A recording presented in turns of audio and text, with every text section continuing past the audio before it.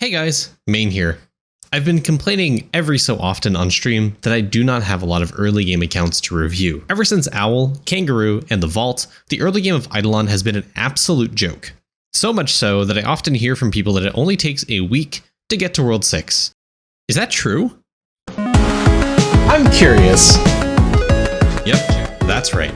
I am starting a fresh, brand new account going from World 1 to World 6, completely free to play, not even with auto loot. Here are the rules of the speedrun, the biggest of which, if we do not hit World 6 in 1 week, we will fail. Let's jump right into it. To start off day 4, we took our character out of lab for a bit to go do some tower defense. This is pretty important now that we're in World 4 due to a prayer called Skilled Dimwit, giving the biggest lab EXP increase in the game.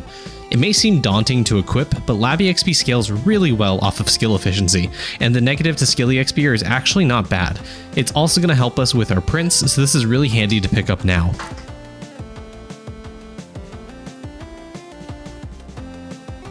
We accidentally leveled our orange salts, which does indeed throw off our refinery a bit. I ranked it up, turned it off, and to let my red salts be.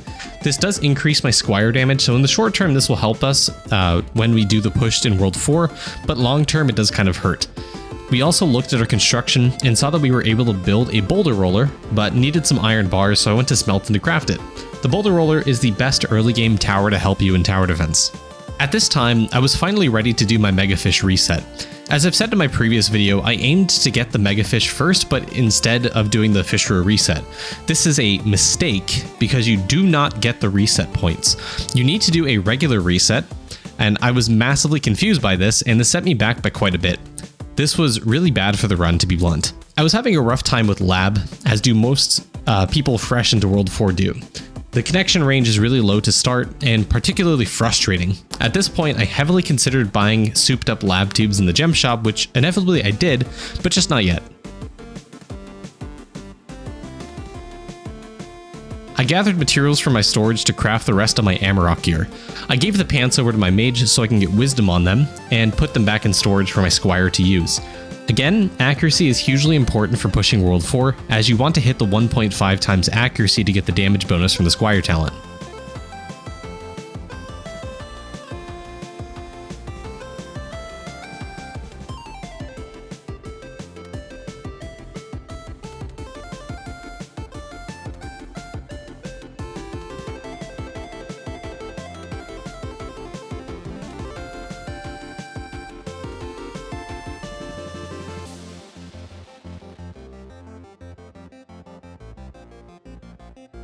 As we had upgraded the 3D printer, we unlocked the ability to print on our wizard.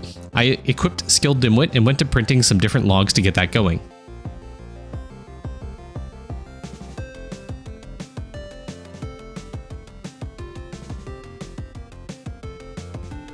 We were in the middle of updating our prayers and all of our characters when we got some player interaction. Shout out to Shubmat5, or however you say your name, who was the first person to find out that we hit World 4.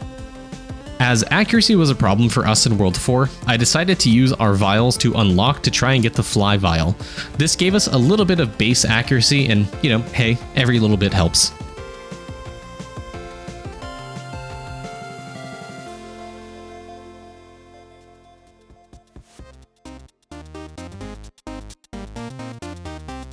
I recognized we were running into two problems. Number one, we didn't have enough spore caps to run our red salts endlessly, so we needed more and better prints.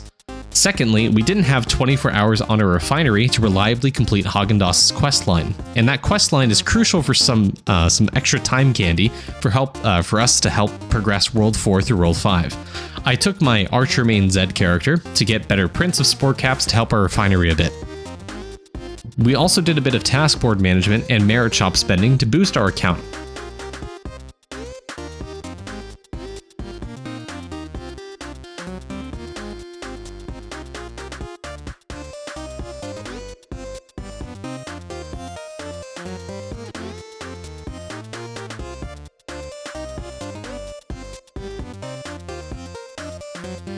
I did a pass of our stamps to see if we could increase anything at all. When you're this early on, if you have the resources to upgrade something, you should just do it. You'll never know when you need the extra carry capacity or a little bit of extra damage and accuracy. I went to the World 4 shop to buy out some stuff, like jewels and chips to unlock those eventually in lab. By the way, skilling speed sucks early on. You can do this trick to bypass the speed limit. Just click on the resource, move around a bit using WASD, and click on it again, and boom, you've skipped the rate limit on the resource. This also works for fighting, which will become useful later on in the run.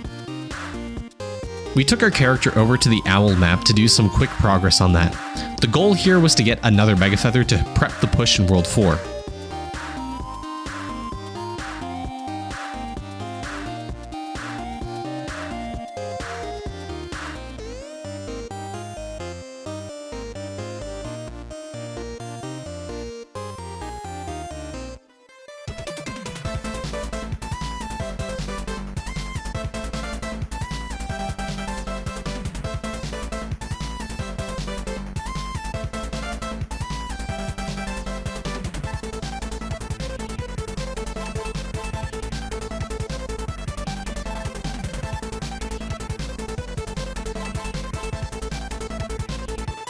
As accuracy was a big problem for us, I needed to get a bloach print to start. I took my barb over to World 2 and decided to see if I could do anything to get it started. With how bad our fishing efficiency was this early on, we got a whopping, astonishing, and absolutely earth-shattering 1 bloach print. LOL. Part of why the print was so low is because we didn't really have any multi-fish chance, so I went to unlock Sploosh Sploosh, that bubble, to see if that helped. I also took the time to redo my lures and fishing wire to improve my depth. Bloaches are in the purple tier, so increasing your odds there will help you with your print and bloaches. All of this was in vain because we still got a 1 bloach print. Skipping over to our second video, because I split this up, I was able to stream this day, so I stopped recording off cam to get myself some tea as I was still sick, and gave chat the quick update on our progress for day 3 and early on of day 4. Played for like 2-3 hours or something like that. But I used the rest of my time candy, and now we're in World 4. That's pretty huge. Truthfully, I lost the timestamp when I bought Infinity Hammer, but apparently I've already done it. On the path, actually, so I did purchase my first gem shop thing. I caved and I bought Infinity Hammer. So now we're 3x producing thread, getting as much EXP as we can. I needed to farm Woodula circles to craft the Amarok helmet. I needed to take advantage of the bonus to accuracy and defense, so crafting it was very important right now as I needed to get the accuracy for my squire to get to elite classes. I was swapping most of my characters there on sticks to start getting them a little bit slowly. While my characters were AFK on either sticks to get Woodula circles or slimes to unlock the sticks map, I took my squire and started active AFKing on purple mushrooms to whittle away at the portal requirement. I decided after a little bit of time that it was a complete waste, and I just went over to the owl map to progress Mega Feathers a bit more. At this point, I had also forgotten about the Snouts questline, so I took my explosive salts to turn in the quest in. This got me the feather stamp for a very teensy tiny bit of move speed, but you know, hey, every little bit helps early on, especially when you move like a snail. And with that, back to Owl we go. Okay, if I get the Mega Feather here, wait, everything just goes higher. Yeah, we'll do it. Lava tempted us over to the dark side of pay to win by egregiously shoving a paid pack in our face. We declined the offer and trucked along, shaking our fists madly at those whales.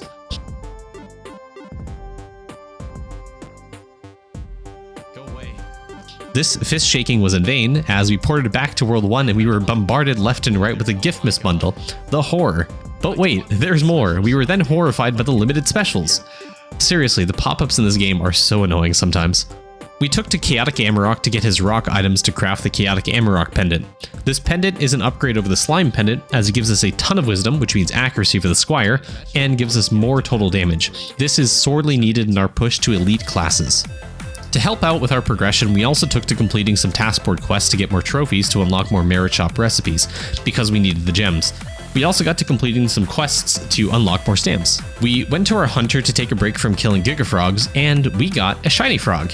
This let us complete part of the trapping quest line to get some time candy and unlock crabs finally. Instead, oh, I got a shiny critter. Wait.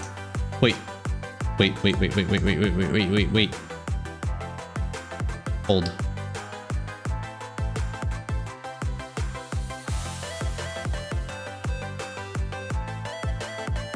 That is a quest done.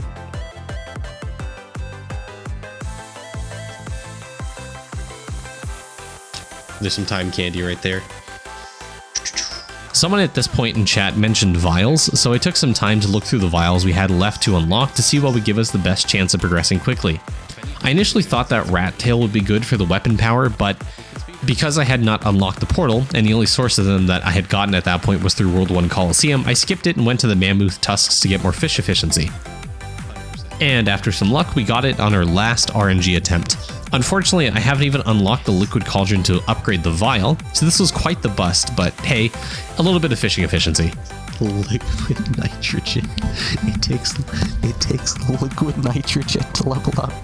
I got bored of Gigafrogs after I unlocked a crit damage stamp, so I went to Owl to do some small progression on Mega Feathers. We were already at 5 fractal Mega Feathers, so I wanted to get at least one reset in to push closer to 6. Afterwards, we had hopped on over to Kangaroo to start progressing the Mega Fish just a little bit as well. I was still at this point gearing up to start my Mega push through World 4, so Talent Library became a big clutch for me. I needed to level up my Precision Power talent to scale my damage higher, and hopefully it would help me push World 4.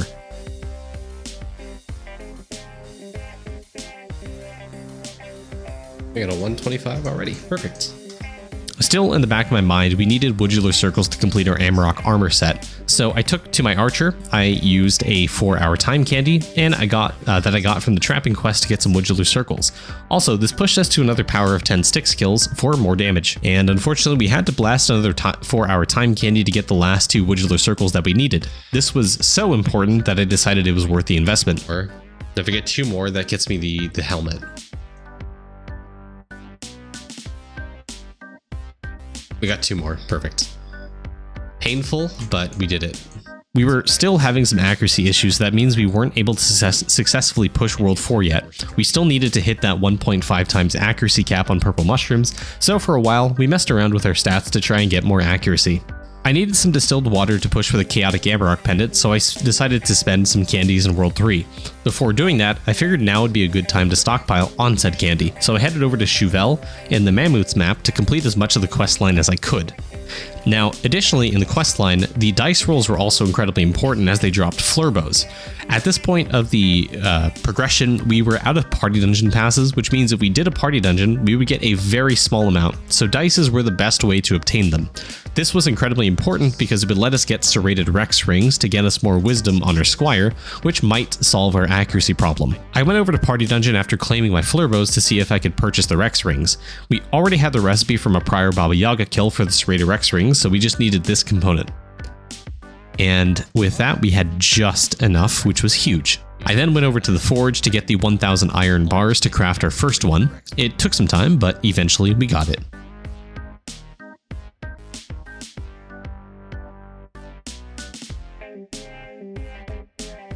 As we were waiting for the iron bars to smelt, we took some time to explain our current mentality at this point.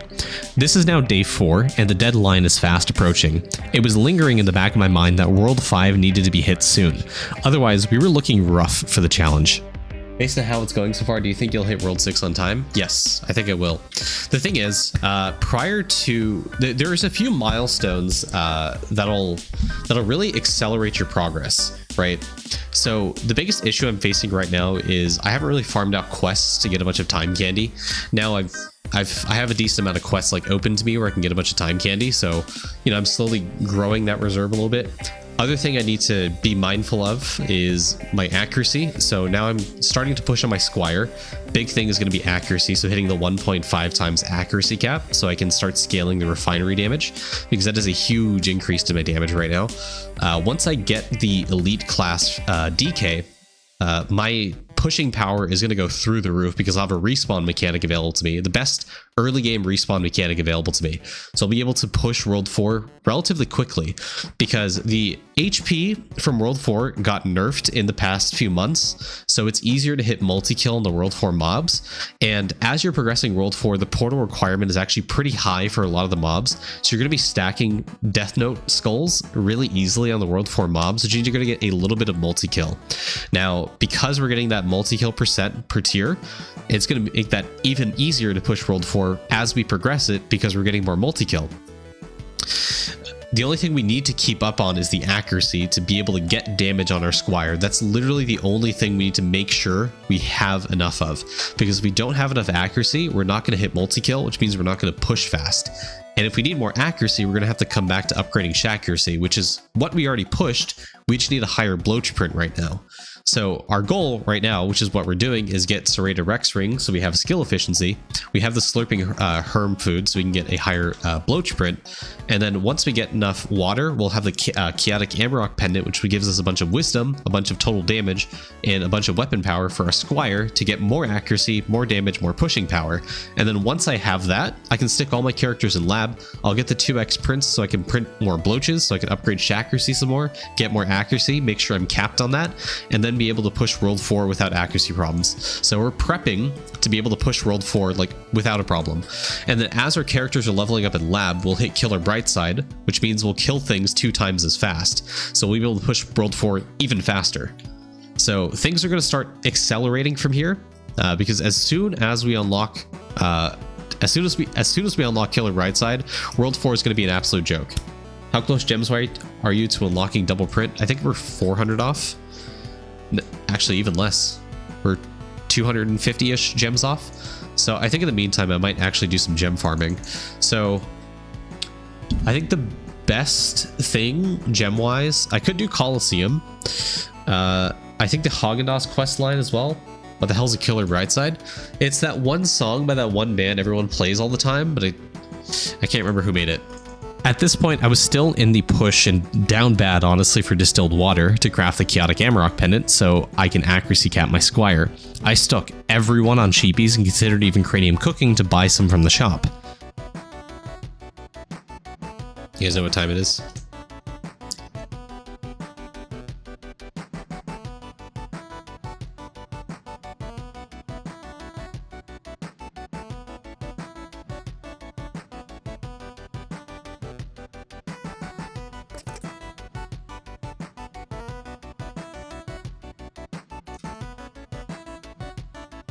Boom.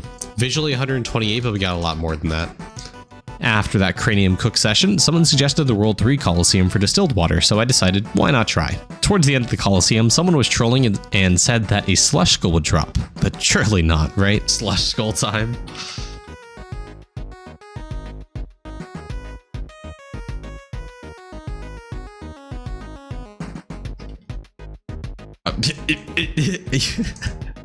Okay.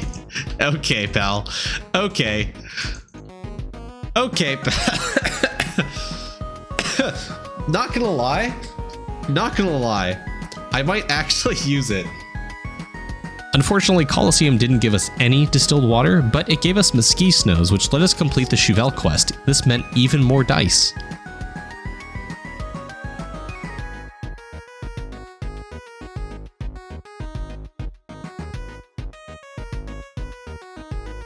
Okay, I have to skip around a bit since this video is going to be incredibly long if I don't.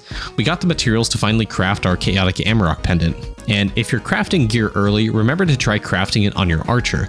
There is a chance with the Godly Creation talent that it'll give you some extra stats, which would be nice if it rolled either Strength for damage on the Squire, or again Wisdom as a substat for more accuracy.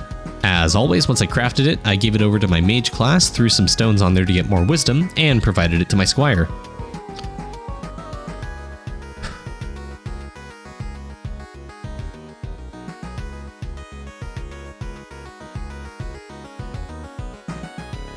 Nice. To showcase how powerful this is early on, before equipping the pendant, our accuracy went from 6,930, roughly, accuracy feels so low, 6,930 to 7,520. Decent damage increase too, and some more drop rate. Pretty good. Again, unfortunately, we still weren't hitting that 1.5 times accuracy, so it is still a big problem for us. Kangaroo is probably the easiest fix to that problem, so we had to go back and focus this to start scaling the accuracy. We still weren't hitting that damage cap on the purple mushrooms, so it was almost required for us. We also flip-flopped a bit back and forth from Owl for more all-stat, but now was our time to focus on these two mechanics hard. Another way to scale our accuracy hard was of course Shaccuracy. It's a green bubble that increases the accuracy from your substat, so we needed to get a better bloach print. If you try for a bloach print, remember to try to get the second, go to the second map, head to the leftmost puddle to try and get a print. There's a better chance of bloach in that pool specifically, so your print will be higher. However, this early on, there's not much we can do to scale a 5 bloach print now, so back to flip-flopping between owl and kangaroo we go. Again, as we wanted to stockpile more and more candy, I figured the best way to do that was prayers. We hadn't yet unlocked Tachyon of the Titans for giant spawns, so we took our elemental sorcerer who had soul charge and went over to the Moon map to try and unlock it. We had to use some time candy to get there, but it was worth it in the long run. The time candy from the giant mobs will help pay off in a huge way. We went back to Snouts to try to complete the last portion of his quest, and it took us almost 20 minutes to spawn a giant Sir Stash. But eventually we downed it to complete another Snouts quest. This gave us the stamps for the tab 3 talent points and library checkout speed. Yeah, World 7 meals eventually. We got a 1 hour and 4 gems. We finally were able to get the Fisher reset to unlock our bonus points. This will let us hit the resets much faster, get the rest of our megafish, and finally start getting meaningful accuracy and damage increases from kangaroo. Pro tip, do not do what I did and make sure you do a regular reset before you do a megafish reset. I know that's not optimal, but I finally have my points.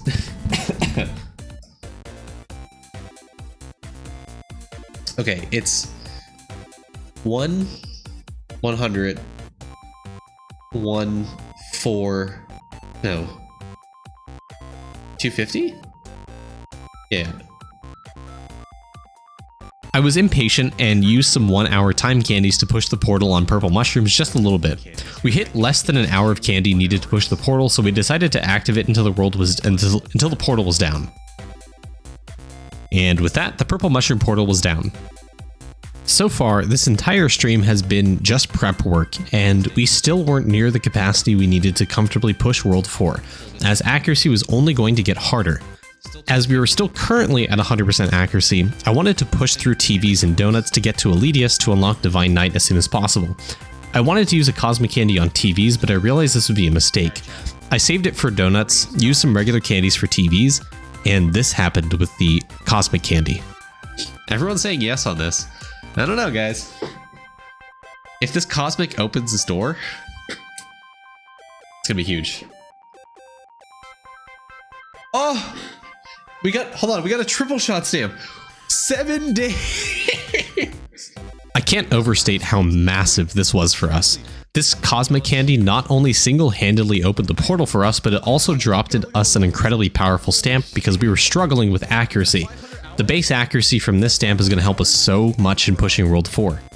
Not only did it give us the stamp, the portal, but it also gave us 3 lab scrubs. Once we get our at least 3 of our lab jailed characters to level 100, this will massively increase our efficiency to level up lab even faster to help us unlock the further nodes quicker. Not only did we get all of those things, but this netted us roughly 15 void coins, which means we could hard push more vault upgrades to skyrocket our progress. Suddenly, this challenge was kicking into high gear and I was feeling much more confident at this point. With that, we started our elite class quest for Divine Knight. And would you know, it's done. We took our newfound wealth and upgraded vault hard.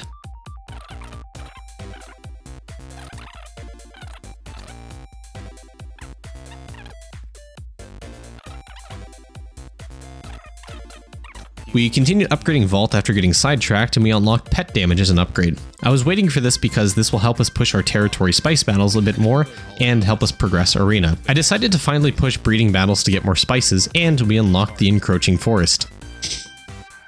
You wait? Bean is crazy.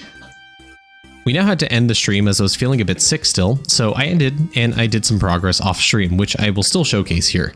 I had been active AFKing on my Death Knight for roughly 2 hours at this point, so I got the money that I had from AFKing there and I pumped that into Vault and eventually unlocked breeding knowledge to help us level breeding even faster. I had used some eggs to try and unlock the red mushroom. I was hopeful that this might help me push another territory battle or even pet arena to unlock the 3rd slot. However, this was still a complete fail. I did take my level 70 red mushroom to try and push the arena a bit. We obviously didn't push too far, but we did unlock our 3rd fighter slot. With our 3rd slot open, and recently unlocking the slime for cursory, we tried our luck at the spice battle again for sticks and took it down easily. We pushed the next battle, and with a bit of tweaking, we took it down as well. We used a ladle to try and unlock a new meal, which we did. This was huge progress as Pi was new recipe cook speed.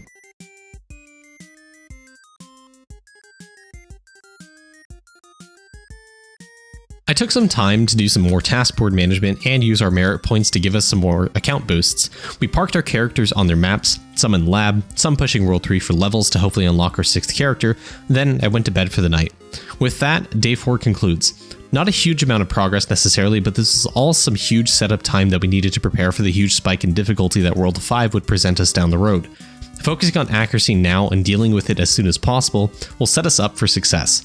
At this point, I still feel confident that World 6 was within our grasp. And with that, I thank you guys for watching this video. Remember to like, comment, and subscribe, and I'll see you in part 5.